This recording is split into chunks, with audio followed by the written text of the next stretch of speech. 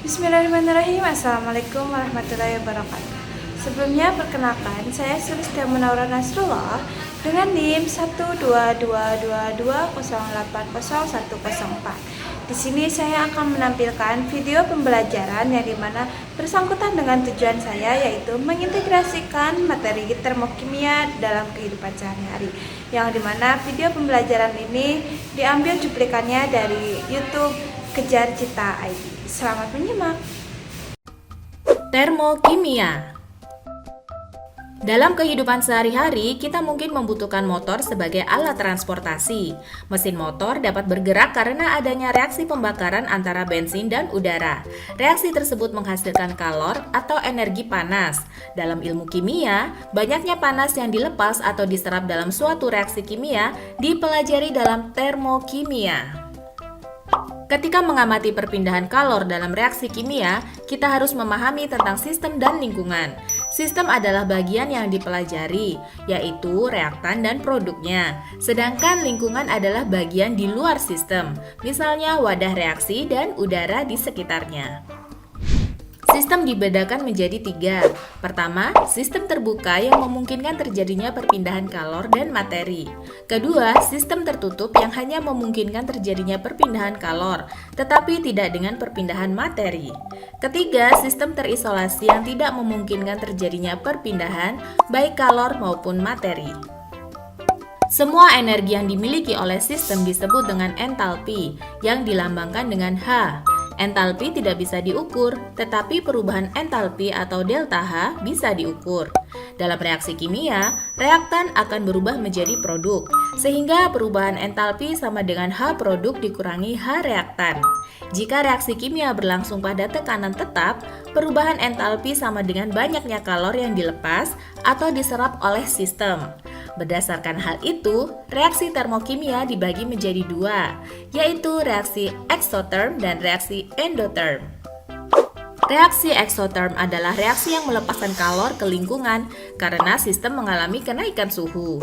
Pelepasan kalor menyebabkan entalpi reaksi berkurang, sehingga delta H bernilai negatif. Contoh reaksi eksoterm adalah kayu yang dibakar akan melepaskan kalor ke sekitarnya. Kebalikan dari eksoterm, reaksi endoterm adalah reaksi yang menyerap kalor dari lingkungan karena sistem mengalami penurunan suhu. Penyerapan kalor menyebabkan entalpi reaksi bertambah sehingga delta H bernilai positif. Contoh reaksi endoterm adalah proses fotosintesis yang menyerap kalor dari matahari. Perubahan entalpi dipengaruhi oleh jumlah dan wujud zat, serta suhu dan tekanan. Perubahan entalpi yang diukur pada keadaan standar, yaitu pada suhu 25 derajat Celcius dan tekanan 1 atm, disebut dengan perubahan entalpi standar. Cara pertama adalah kalorimetri untuk menentukan perubahan kalornya. Kalor reaksi sama dengan minus dalam kurung kalor sistem ditambah kalor kalorimeter. Kalor sistem dapat dihitung dengan rumus massa total dikali kalor jenis zat dikali perubahan suhu. Sedangkan kalor kalorimeter dapat dihitung dengan rumus kapasitas kalor kalorimeter dikali perubahan suhu. Jika kalor kalorimeter diabaikan, maka tidak perlu dimasukkan dalam perhitungan. Karena perubahan entalpi adalah banyaknya kalor tiap mol zat, maka delta H sama dengan kalor reaksi dibagi dengan jumlah mol zatnya.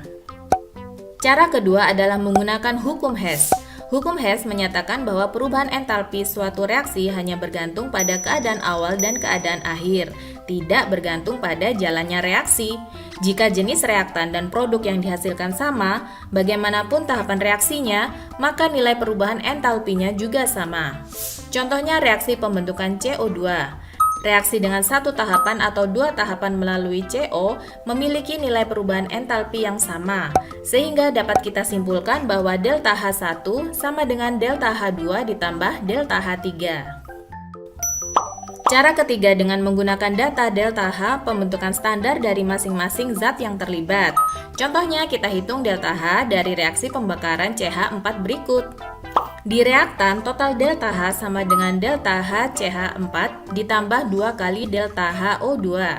Di produk, total delta H sama dengan delta H CO2 ditambah 2 kali delta H H2O. Delta H reaksi sama dengan total delta H pembentukan standar produk dikurangi dengan total delta H pembentukan standar reaktan. Delta H pembentukan standar dari unsur seperti O2 sama dengan 0, sehingga dapat kita hilangkan dari perhitungan. Cara keempat dengan menggunakan data energi ikatan dari masing-masing zat. Misalnya kita hitung delta H dari reaksi antara CH4 dengan Cl2. Agar lebih mudah dan jelas, kita gambarkan ikatan antar unsur dalam setiap zat seperti berikut. Di reaktan, total energi ikatan sama dengan 4 energi ikatan CH ditambah 1 energi ikatan Cl. Di produk, total energi ikatan sama dengan 3 energi ikatan CH ditambah 1 energi ikatan Cl ditambah 1 energi ikatan HCl. Delta H reaksi sama dengan total energi ikatan reaktan dikurangi dengan total energi ikatan produk. Dalam kehidupan, termokimia banyak diterapkan.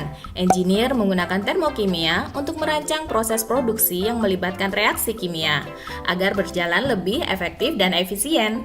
Kalor dari reaksi kimia juga banyak dimanfaatkan.